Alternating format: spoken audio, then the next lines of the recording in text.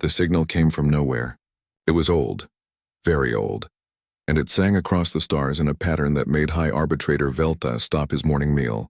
His 6 eyes blinked in sequence as he stared at the screen. The other council members around the grand hall fell silent. "Impossible," whispered Counselor Raxith, her gills fluttering with nervousness. "That frequency. It's from the old texts." Velthus clicked his mandibles together. "The texts are stories. Myths to scare young species into behaving, nothing more." But Fleet Admiral Quintar thought differently. The massive reptilian commander stood from his seat, his scales gleaming under the station lights. "Myths or not, something is out there sending that signal. I will take a fleet to investigate." 3 days later, Quintar's ships found it. Floating in the darkness between stars was a structure so massive, it made their warships look like insects. The metal was strange, covered in symbols none of them recognized. The ship was dark and cold, drifting without power. "Scan it," Quintar ordered. His crew worked quickly, their instruments sweeping across the ancient vessel. "Sir?" his second officer reported, voice trembling. "The database identifies this design. It matches the old records. This is an Ark ship. From Terra." The bridge went silent. Terra, Earth, home of the humans. The species that was supposed to be extinct. The species that was supposed to be just a story. "Are there life signs?" Quintar asked. "Yes, sir. Faint ones. Deep inside, they're in some kind of sleep chambers." Quintar made his decision quickly. "Board the vessel. Find out what's inside. But be careful. If the stories are even half true, humans are dangerous." Captain Zevros led the boarding team. The avian officer had never believed the human stories. How could one species be so violent, so unpredictable, so impossible to control? The Galactic Council had brought peace to 47 star systems. They had civilized hundreds of species. If humans had been real, they would have been civilized too. The inside of the Ark ship was like a tomb. Their lights cut through the darkness as they moved through corridors designed for creatures their size. Everything was labeled in a language their translators struggled with. English, the database said. One of several human languages. They found the chamber an hour into their search. Rows and rows of pods, each one containing a sleeping form. Most were empty, their occupants long dead from failed systems, but some still glowed with soft blue light. Still active. Still preserving the lives inside. "Open one," Zevros ordered. His team hesitated. "Sir, is that wise?" "We don't know." "Open it." They chose a pod at random. The mechanism was old, but still functional. With a hiss of escaping gas, the pod opened.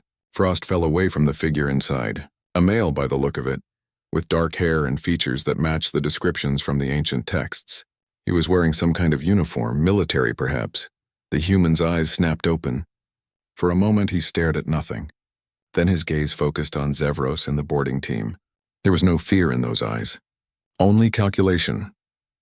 Daejung sat up slowly, his mind clearing from 800 years of frozen sleep. The last thing he remembered was entering the pod, hoping that somewhere across the galaxy humanity would find a new home. Now he was awake, surrounded by creatures that shouldn't exist. Aliens, real aliens. Not the microscopic life they had hoped to find, but actual intelligent beings. And they were staring at him like he was a ghost. "Where am I?" Daejung asked, his voice rough from disuse. "What happened to the others?"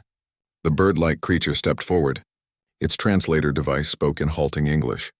"You are safe. You are aboard your vessel. We are Galactic Council. We found you." Daejung looked around the chamber. So many empty pods, so many dead friends. His crew, his people. "How long?" he asked. "How long what?" "How long have I been asleep?" The bird creature consulted a device. "According to your ship's records, approximately 812 of your years." 800 years. Daejung felt the weight of that number crush down on him. Everyone he knew on Earth was dead. The world he left behind was ancient history. "And Earth?" he asked quietly. "What about Earth?" The aliens looked at each other with an expression Daejung was learning to read. Confusion, uncertainty. Finally, the bird spoke again. "We do not know of Earth. We know only old stories of humans. Stories we thought were myths. You are supposed to be extinct." The word hung in the air like poison. Daejung stood up from the pod, ignoring the weakness in his legs. He was taller than most of the aliens around him, he noticed. Stronger looking too, despite 8 centuries of sleep. "I need to speak to whoever is in charge," he said firmly. "And I need you to wake up the others. All of them." Over the next few hours, more pods were opened.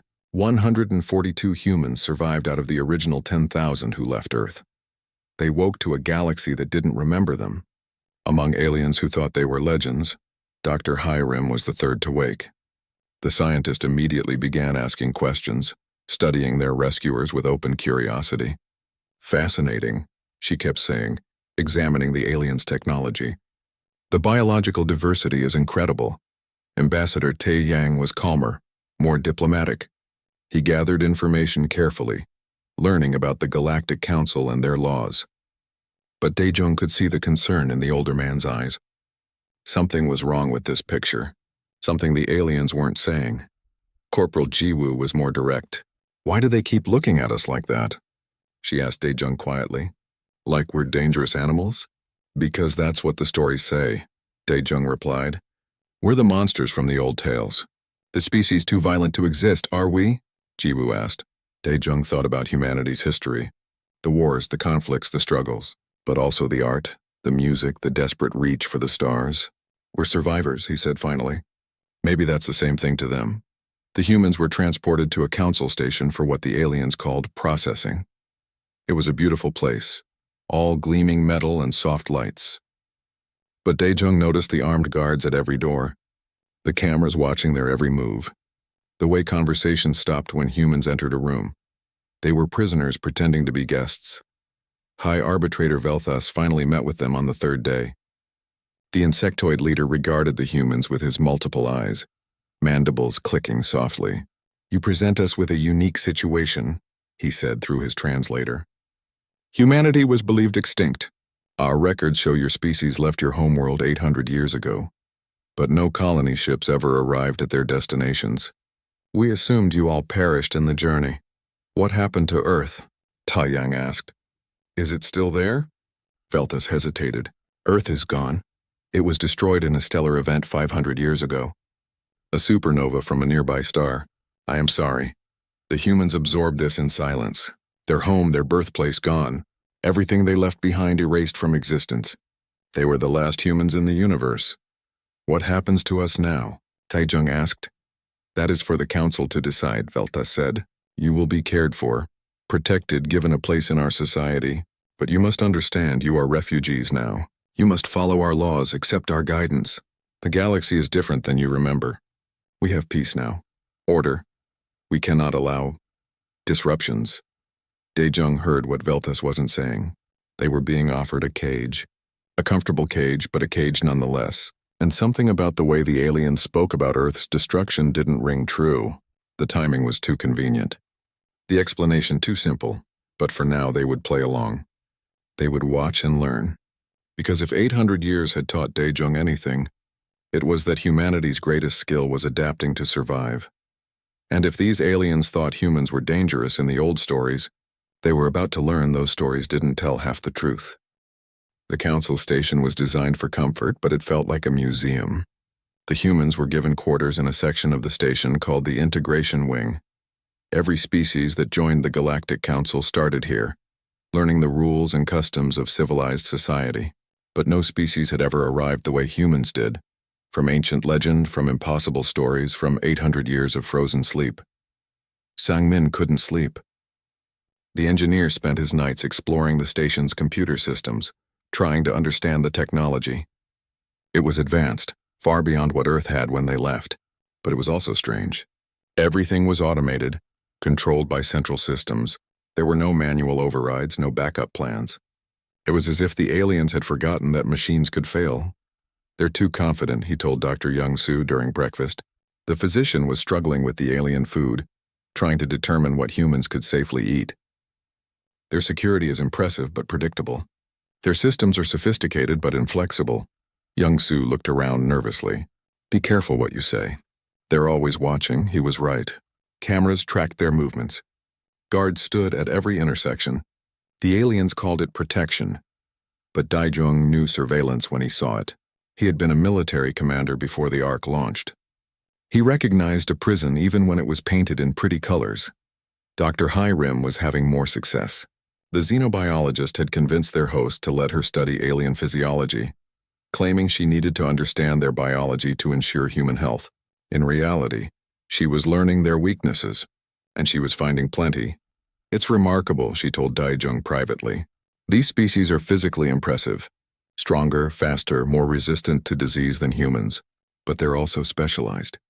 The reptilian species like Quintar are powerful, but slow to adapt. The insectoids like Velthus are intelligent, but inflexible in their thinking. The avians are quick but fragile. And humans? Daijung asked. Hirim smiled. We're weaker than all of them in specific areas, but we're adaptable. We're generalists. We can learn, change, improvise. That's our advantage. Ambassador Te Yang was learning too, but in a different way. He attended every council meeting he was allowed to observe, studied their laws and customs. What he discovered worried him deeply. They're hiding something, he told Daijung during one of their walks around the station. They kept moving, knowing it made them harder to record. The council's history is too clean, too perfect. Every conflict resolved peacefully. Every aggressive species reformed and integrated. It doesn't make sense. Species don't change that easily. What do you think happened? Daijung asked. I think the ones who didn't change disappeared, Te Yang said quietly.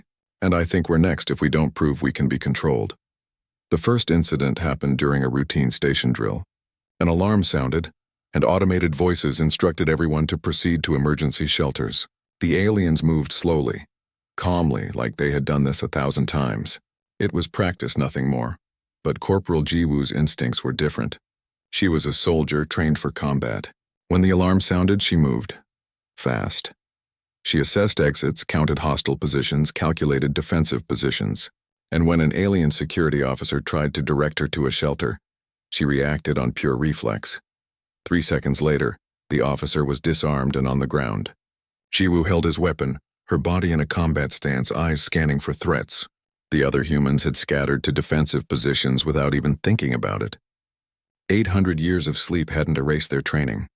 The alien security teams froze. They had never seen anything move that fast, that efficiently. One moment, the humans were standing around confused. The next, they had taken control of an entire corridor without firing a shot. Stand down, Daijung ordered. The humans relaxed, but only slightly.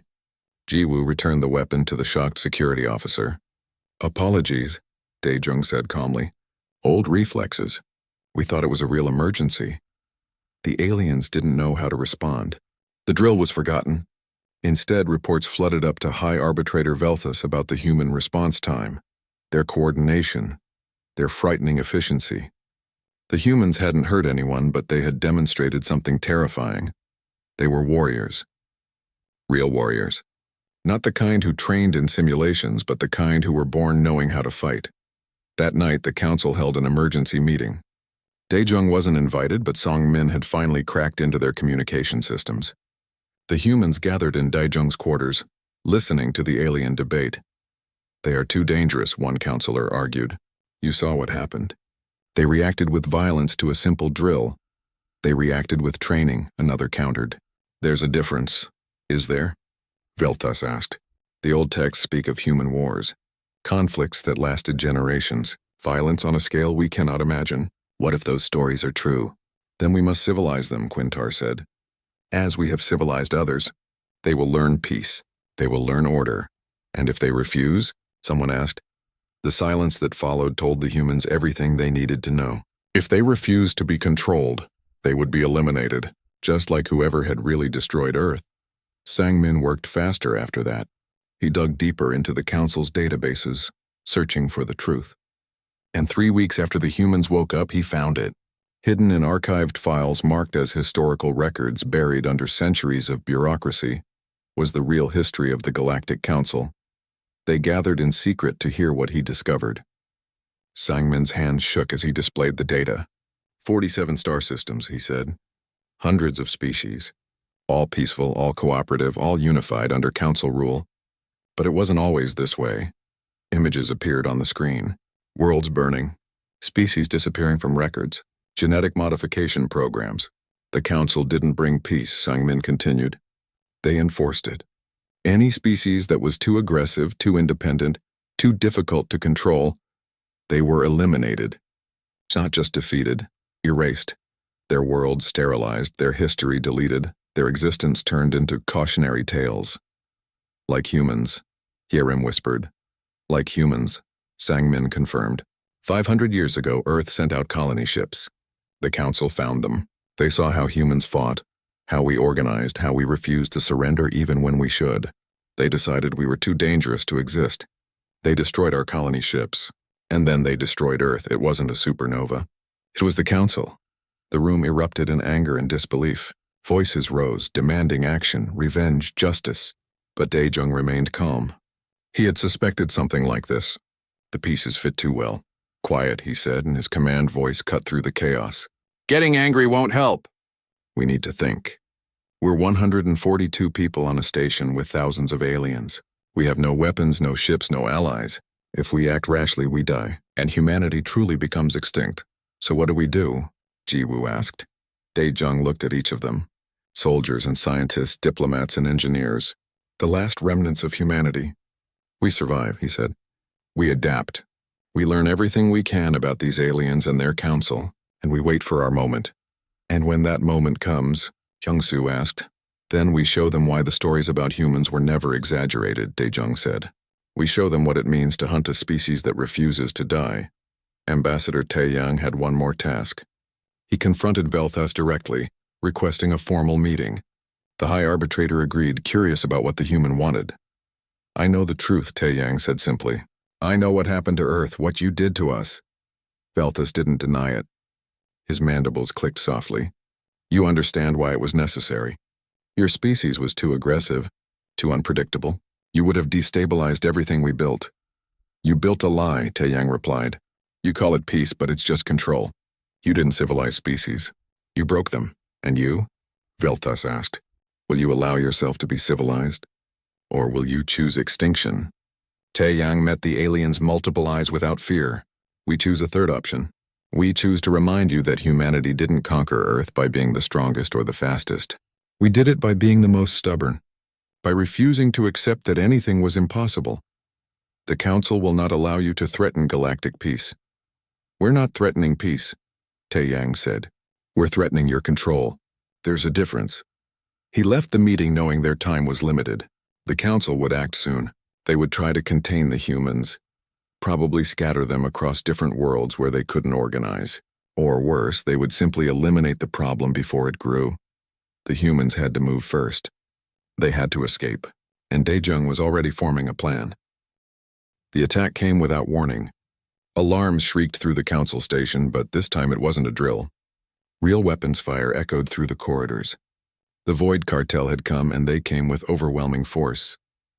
The cartel were pirates and raiders who operated in the outer regions of Council space.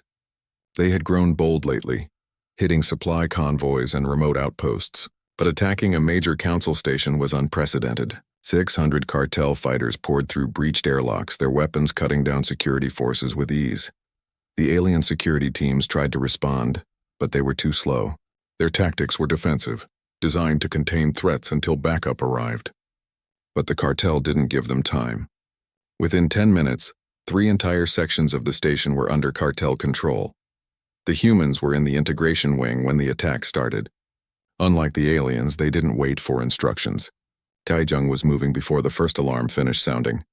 Ji-woo, take 10 people and secure the east corridor, he ordered.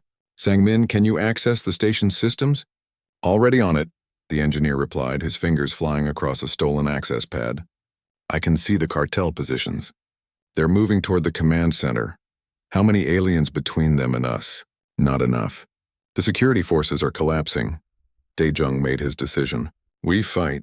With what weapons? Someone asked. With whatever we find, Dae-jung replied. This station is full of equipment. Be creative, the humans scattered. They had no formal weapons, but they had something the aliens lacked. Experience with improvisation. Hyung-soo raided the medical bay for surgical tools and chemical compounds. Sang-min hacked into maintenance systems, turning repair drones into weapons. Ji-woo found the fire suppression system and figured out how to weaponize the pressure. An hour into the attack, the first cartel squad reached the integration wing. They expected frightened refugees. Instead, they found a corridor filled with smoke and darkness. The lights had been cut. The atmosphere processors were flooding the hallway with vapor. The cartel fighters moved forward cautiously. They had thermal scanners, but the vapor was hot, masking heat signatures. They had motion sensors, but everything was moving, small objects rolling across the floor triggered by simple timers. Then the humans struck. Not in a frontal assault, but from above, below, and behind. They had climbed through ventilation shafts and maintenance tunnels. They used the station's own structure as a weapon, collapsing ceiling panels, opening floor hatches, rerouting power conduits. Ji Woo led the attack with brutal efficiency. She had no gun, but she had a piece of broken pipe and 800 years of pent-up rage. The cartel fighters were tough, bred for combat. But Ji Woo was faster, meaner, and completely unpredictable. She didn't fight like their enemies usually fought. She didn't try to match their strength. Instead, she went for joints, for weak points, for anything that would disable rather than just hurt. Behind her, other humans followed. Some used makeshift clubs. Others wielded tools turned into weapons. A few had figured out how to override the station's cleaning robots, sending them crashing into cartel fighters at full speed. The cartel squad was eliminated in under 3 minutes. The humans took their weapons and moved forward. Across the station, the scene repeated. Small groups of humans, outnumbered and outgunned, turned the environment itself into a weapon.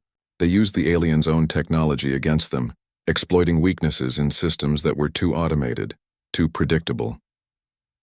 In the command center, High Arbitrator Velthas watched in disbelief.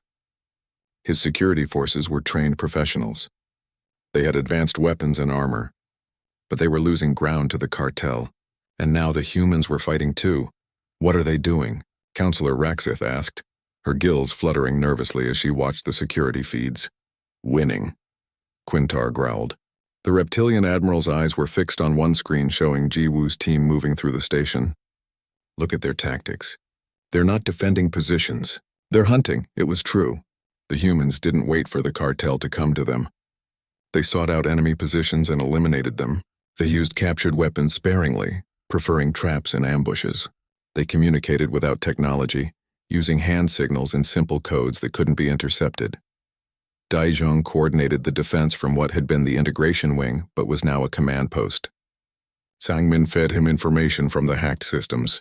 Ambassador Taeyang helped organize the rescued aliens, getting civilians to safety. Hyriam treated the wounded, both human and alien. The cartel are concentrating forces on Deck 7, Sangmin reported.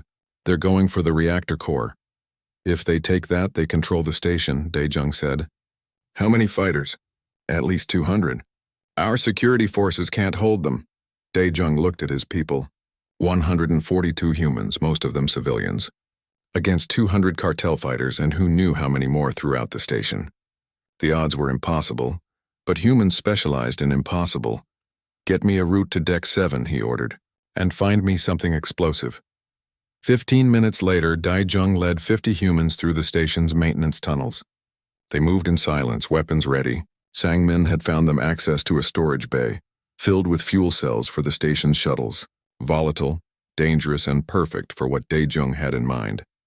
The cartel fighters on Deck 7 were preparing to breach the reactor core's security door. They had shaped charges and cutting equipment.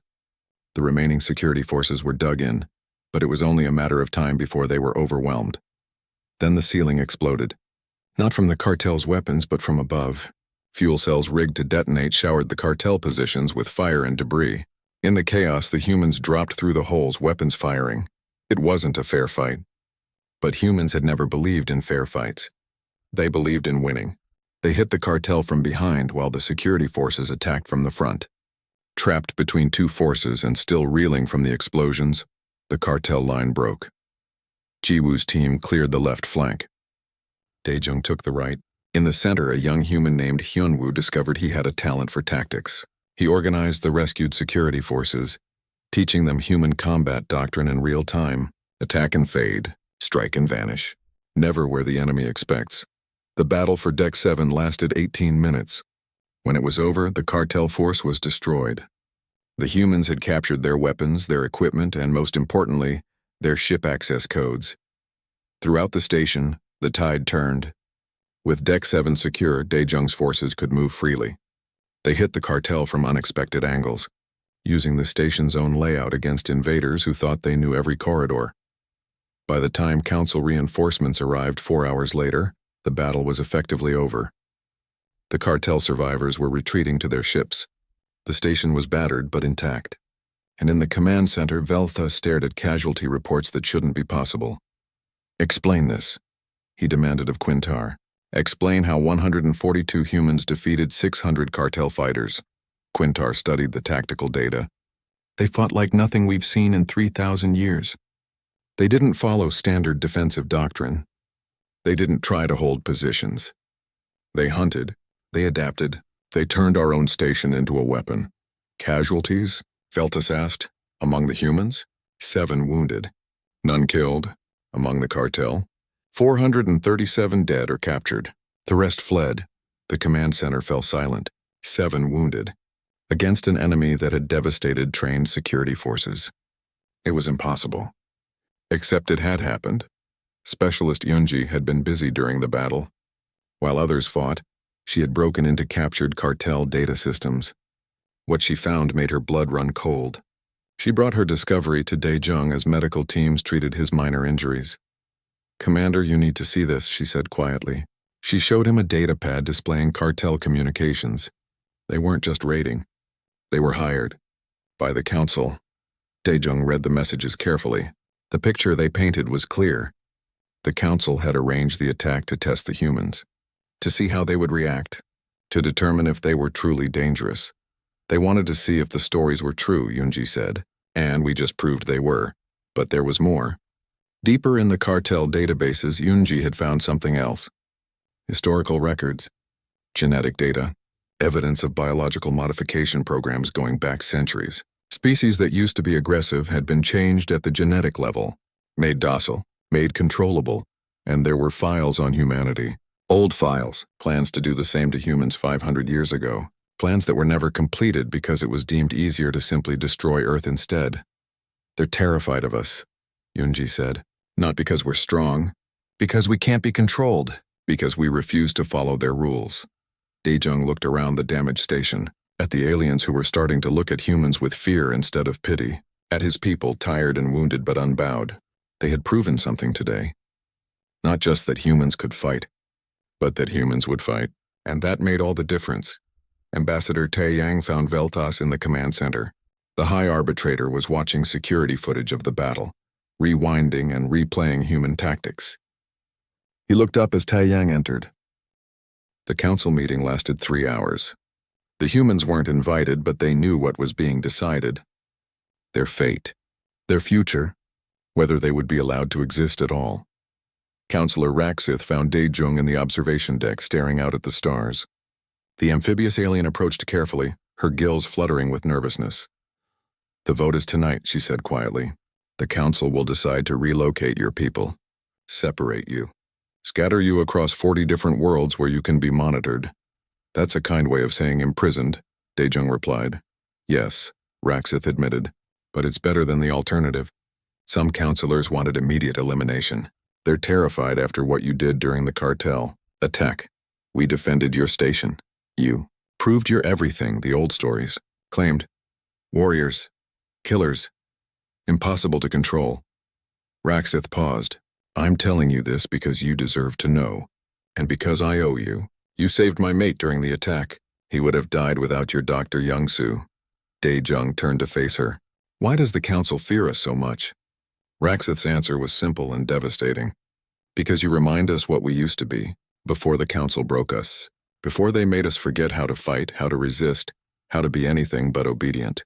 Every species in this galaxy was dangerous once, and the council eliminated that danger. But they can't eliminate you because you're already supposed to be dead."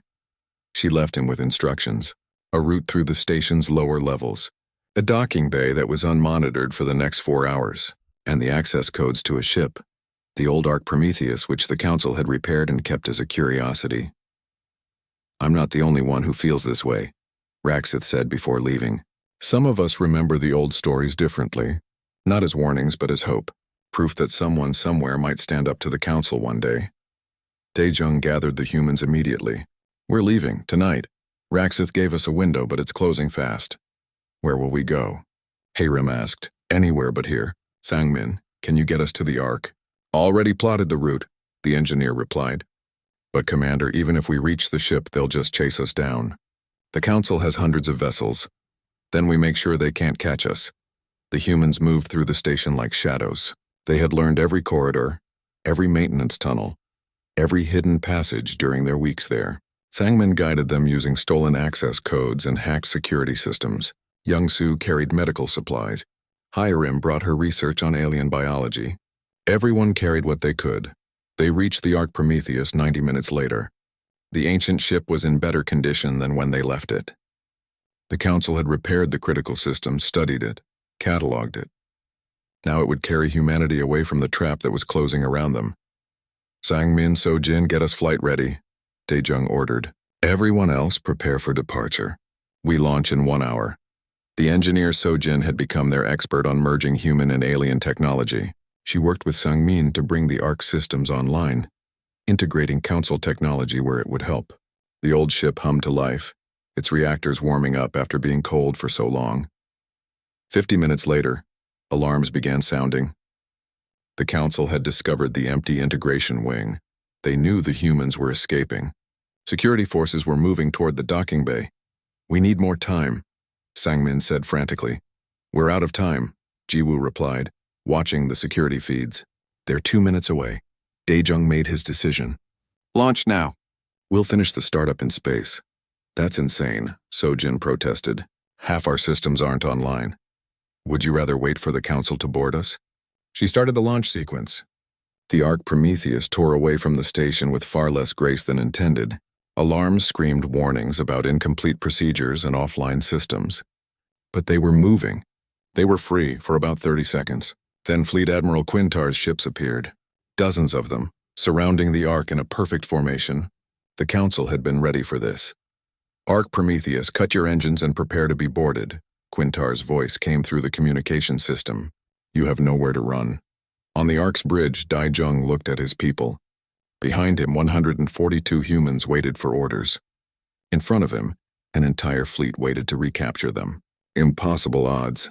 But humans specialized in impossible. Junho, he called out. You're our pilot now. Think you can fly this thing? The young pilot grinned. Junho had been a shuttle operator on Earth, but he had spent the last week studying the Ark systems obsessively. Tell me what you need. Commander, I need you to do something so crazy, so unexpected, so absolutely human that these aliens will never see it coming. That I can do. Junho's hands flew across the controls. The Ark wasn't designed for combat maneuvers. It was a colony ship built for steady, reliable transport. But Junho didn't fly it like a colony ship. He flew it like a fighter. The Ark dove toward the nearest Council vessel, engines screaming. The alien ship tried to evade, but it was designed for the orderly, predictable combat doctrine the Council used. It expected the Ark to run. Instead, the human ship charged. At the last second, Junho rolled the Ark. The ancient ship's hull scraped against the Council vessel's shields, overloading them. Then the Ark was passed, accelerating hard toward open space. Quintar's fleet pursued. They were faster, better armed, more maneuverable. But Junho didn't try to outrun them. Instead, he flew toward danger, toward asteroid fields and gravity wells, toward places where one wrong move meant death. The Council ships followed. They had to.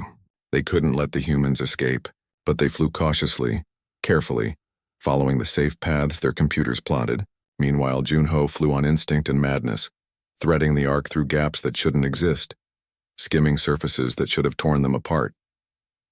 They're gaining, Sangmin reported. We can't keep this up forever. We don't have to, Daejung replied.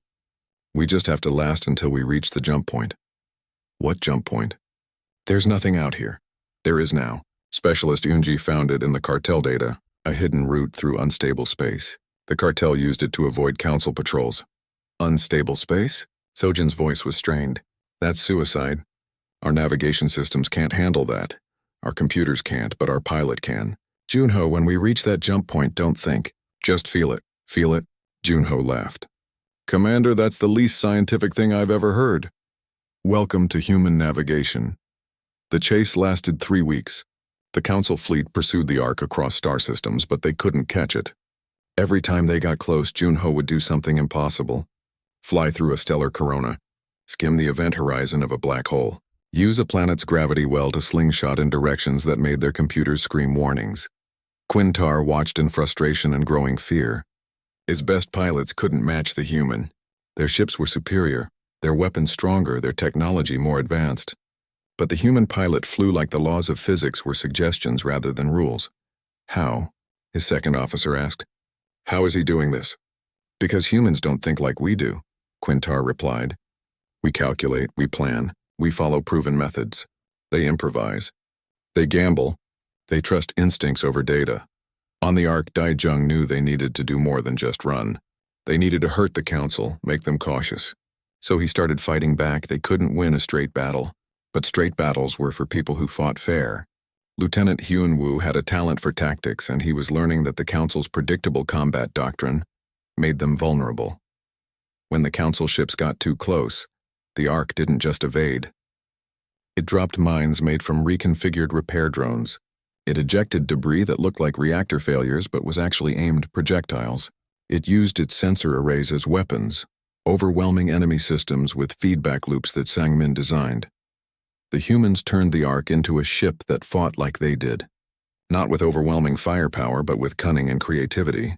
Every encounter taught them more about Council weaknesses. And every encounter cost Quintar ships. Word spread. Across the galaxy, species heard about the human ship that couldn't be caught. About the ancient vessel crewed by legends that fought an entire fleet and survived. Some dismissed it as propaganda.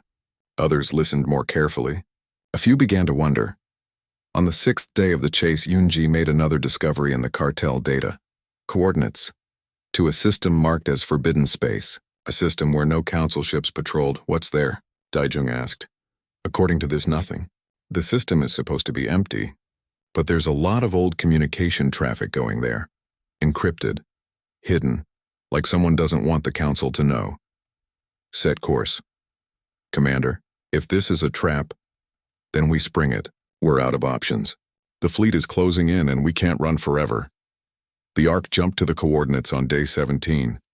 What they found there changed everything. Ships, dozens of them, hundreds. Not Council vessels, but older designs from species the humans didn't recognize.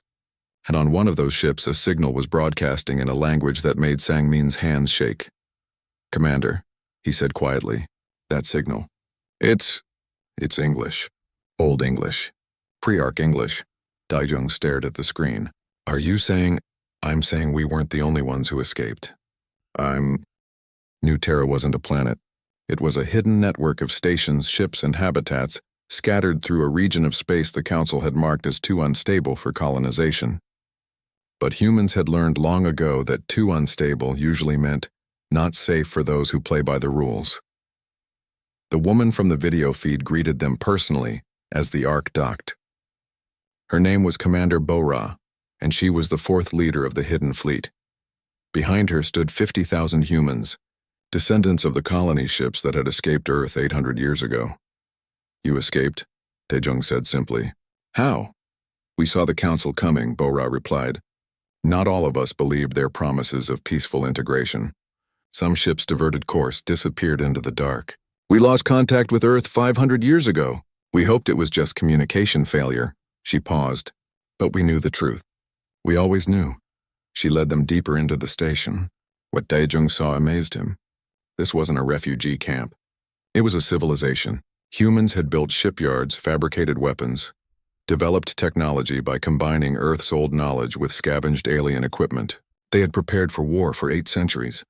Why haven't you attacked? Ambassador Taeyang asked. We were waiting, said an older man named General Quan Ho. He commanded the hidden fleet's military forces, waiting for proof that Earth was truly gone, waiting for enough strength, waiting for the right moment, and waiting for one more thing. What? Daijung asked. For someone to prove that fighting back was possible, for someone to show the galaxy that humans don't break easily. Quan Ho smiled. Congratulations, Commander. You and your people just became that proof. News of the Ark's chase had spread across the galaxy. The hidden fleet had monitored every communication, watched every battle, recorded every impossible maneuver. Daejung's crew hadn't just escaped.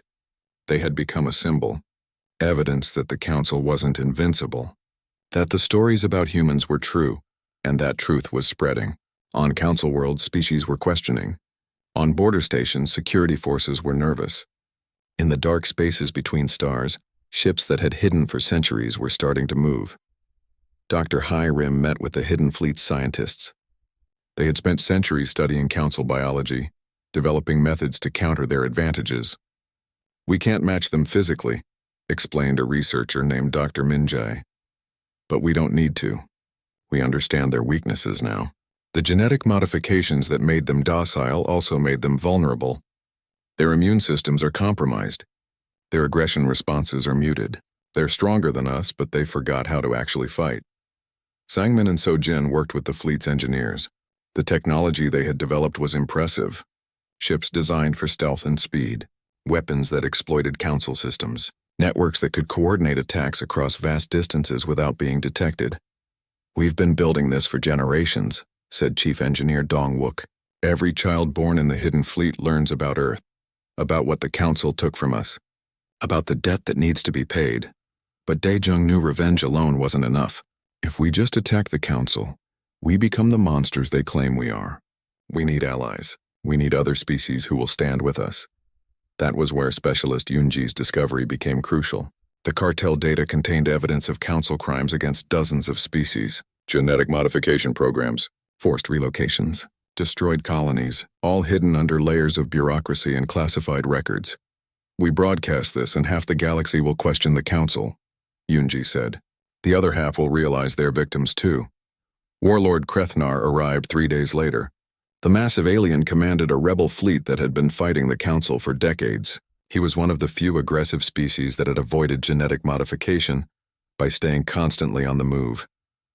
"Humans," he growled, his voice like grinding stones. "The stories say you're the most dangerous species in the galaxy. Prove it." Daejung met with Krethnar in the strategy room. Around the table sat human commanders, rebel leaders from 4 different species, and representatives from oppressed worlds. It was the first meeting of what would become the Coalition.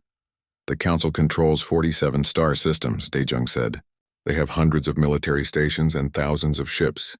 We can't beat them in a straight fight." "Then how do we win?" asked a rebel captain named Velkara. "We don't try to beat them everywhere. We beat them nowhere." Daejung activated a display showing the galaxy. The Council's strength is their unity. Every world follows the same laws, uses the same systems, obeys the same commands. That's also their weakness. If we disrupt that unity, the entire structure falls apart. The plan was ambitious. Simultaneous strikes on 12 key systems. Not to conquer, but to liberate. Not to destroy, but to expose. Each target was chosen carefully. Worlds where the population might rebel. Stations where evidence of Council crimes was stored. Communication hubs that could spread their message. Lieutenant Hyunwoo would lead the assault on a genetic modification facility. Corporal Jiwoo would infiltrate a Council archive. Pilot Junho would coordinate the fleet actions. Every human from the Ark had a role. And behind them, 50,000 humans from the Hidden Fleet would provide support. But the key to everything was Counselor Raxith. She had contacted the humans secretly, providing intelligence and coordinates. She wasn't the only Council member who felt guilty about the past. There were others who remembered what their species used to be before the modifications. Others who wanted change. "If we're going to do this, we need to move fast," Bora said. "Quintar's fleet is still searching for you. Once they realize where you went, they'll bring everything they have." "Let them come," General Kwanho replied. "We've been preparing for this fight for 800 years. It's time the Council learned what humanity really means." The attacks began on the first day of the 3rd month. Across 12 systems, the Coalition struck simultaneously. They didn't target civilians or civilian infrastructure. They targeted control systems, communication networks, and genetic laboratories. They broadcast evidence of Council crimes on every frequency. And they offered freedom to any species willing to stand up. On the genetics facility world, Hyunwoo's team discovered something horrifying. Children of multiple species being modified to be more compliant, more obedient. The facility was supposed to be a school. It was actually a reprogramming center. The humans shut it down and freed everyone inside. The images of those children saved by the dangerous humans spread across the galaxy. At the Council archives, Jiwoo found what they needed. Complete records of every species the Council had eliminated or modified. Names, dates, methods. proof that the peaceful Galactic Council was built on genocide. She transmitted everything before the security forces could stop her. Junho commanded the fleet actions with the same crazy brilliance he showed during the Ark's escape.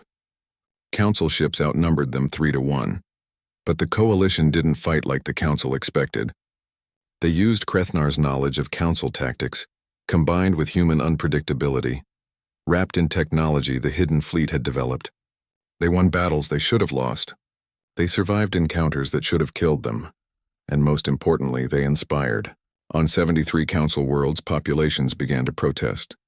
They demanded truth. They demanded freedom. They demanded to know why humans were so dangerous while the Council had committed so many crimes. High Arbitrator Velthas watched his perfect galaxy fall apart. Species were rebelling. His own counselors were questioning him. Fleet Admiral Quintar reported that half his forces were now chasing ghosts while the other half was dealing with local uprisings. "We should have eliminated them when we had the chance," Velthas said. "When we found that Ark?" "We tried," Quintar replied. "We failed. Because humans are exactly what the stories claimed. Survivors, warriors, and now liberators." In desperation, Velthas activated the ancient weapon. It was old Council technology, designed to target species at the genetic level. It had been used 500 years ago to sterilize Earth. Now Velthas aimed it at the hidden fleet's location. The weapon fired. Energy surged through space toward New Terra. If it hit, every human in the hidden fleet would die.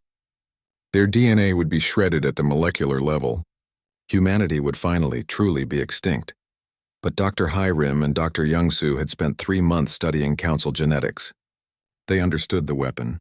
They knew it targeted specific genetic markers. And they knew something the Council had forgotten. Humans were diverse. More genetically diverse than any species the Council had modified. Working with Dr. Minjae and others from the Hidden Fleet, they developed a counter. Not a shield, but a cascade of different genetic signatures that overwhelmed the weapon's targeting system. Human diversity became a weapon itself. The Council's extinction device couldn't lock on, couldn't fire properly, couldn't kill, instead it backfired.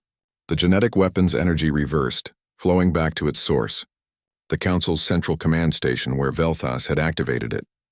The station didn't explode. It simply stopped. Every system failed. Every computer shut down. The heart of the Council's control network went dark. Across the galaxy, species that had been monitored and controlled for